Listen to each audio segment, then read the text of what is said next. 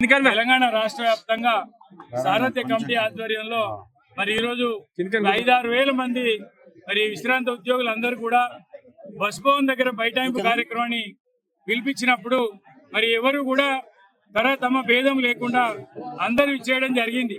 ముఖ్యంగా ఆర్టీసీ కార్మికులకు రావాల్సినటువంటి 2017 ఏరియర్స్ కానీ, అదేవిధంగా గ్రాట్యుటీ, మరి లీవ్ ఎన్కాష్మెంట్ డిఫరెన్స్లు కానీ, మరి అదేవిధంగా ఏవైతే డబ్బులు చెల్లించితే డీడీలకు మరి డీడీలు చెల్లిస్తే పిఎఫ్ పెన్షన్ రాకపోవడం, ఇలాంటి విషయాల మీద లీవ్ ఎన్కాష్మెంట్ రావాల్సి ఉన్నది.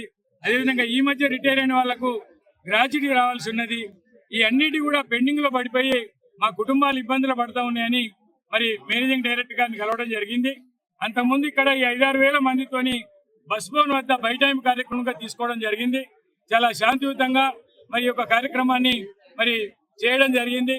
దానికి స్పందించినటువంటి ఎండి గారు మరి వెంటనే ఇక్కడ ఉన్నటువంటి సారథ్య కమిటీ సభ్యులందరినీ పిలిపించడం జరిగింది.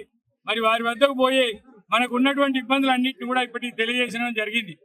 వారేమంటారంటే ఆర్థికంగా మరి ఆర్టీసీ చాలా ఇబ్బందులు ఉన్నది, మరి బయట తెచ్చుకోవాలంటే అప్పు రావడం కూడా ఇబ్బందిగా ఉన్నది, నెట్ క్యాష్ అమౌంట్ కూడా చాలా ఇబ్బంది అవుతుంది. కాబట్టి మరి ఈ టైంలో ఏం చేయలేని పరిస్థితులు ఉన్నాయి, కొన్ని రోజులు ఆగాలి అని చెప్పి అట్లా చెప్పినప్పుడు అట్లా కుదరదు సార్, మేమందరం రిటైర్ అయ్యి మరి అప్పులు చేసి చాలా ఇబ్బందుల్లో ఉన్నాం కాబట్టి మాకు కావాల్సింది మా డబ్బులు మాకు ఇవ్వండి, మేము వేరే ఎక్కడి నుంచో తెచ్చి ఇవ్వంటలేము, మేము సంపాదించి పెట్టింది ఆర్టీసీ చెల్లియడం జరిగింది.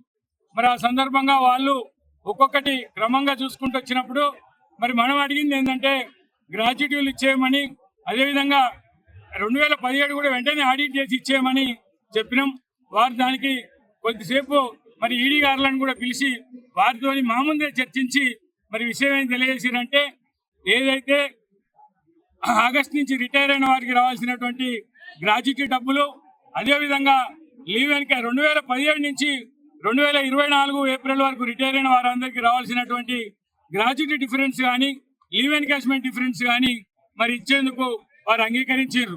వాటిని కూడా ఏదైతే దశల వారీగా ఇస్తామని చెప్పినప్పుడు మనము కాలం గడపకుండా ఉగాది లోపల ఖచ్చితంగా మనం ఫిబ్రవరి ఎండింగ్ వరకనే చెప్పినాం.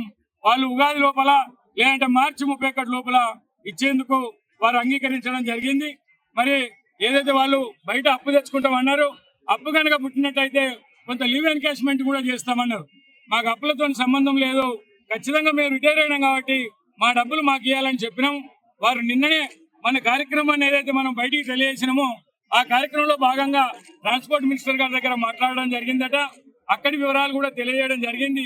ఏది ఏమైనప్పటికీ కూడా ఏదైతే సారథ్య కమిటీ ఇచ్చిన పిలుపు మేరకు మీరందరూ ఈ కార్యక్రమంలో పాల్గొన్నందుకు మాత్రమే ఇవాళ మేనేజ్మెంట్ మరి ముందుకొచ్చి వాళ్ళు చెల్లించి వాళ్ళు స్పందించి వెంటనే మనకు రావాల్సినటువంటి డబ్బులను మరి ఈ 3 అమౌంట్లను ఇస్తామని తెలియజేయడం జరిగింది. మరి ఈ కార్యక్రమానికి పిలువగానే విచ్చేసినటువంటి మరి సోదరులందరికీ కూడా కృతజ్ఞతలు. మనకు సంబంధించినటువంటి పెన్షన్లో ఇబ్బందులను కూడా సపరేట్ గా మాట్లాడడం జరిగింది. ఒకటి ఏంటంటే డీడీలు కట్టి మరి 1-2 సంవత్సరాల వరకు కూడా డబ్బులు రాకుండా మరి ఇబ్బంది పడతానని తెలియజేయడం జరిగింది. దానికి వారు వెంటనే మరి కమిషనర్ గారి దగ్గరికి స్వయంగా వెళ్లి ఫిబ్రవరి మాసం తర్వాత మాట్లాడి వారికి వచ్చే విధంగా చేస్తా అని చెప్పారు. అదేవిధంగా ఏవైతే పట్టాభి లక్ష్మయ్య ఆర్టీసీ విశ్రాంత ఉద్యోగుల సారథ్య కమిటీ రాష్ట్ర ప్రతినిధి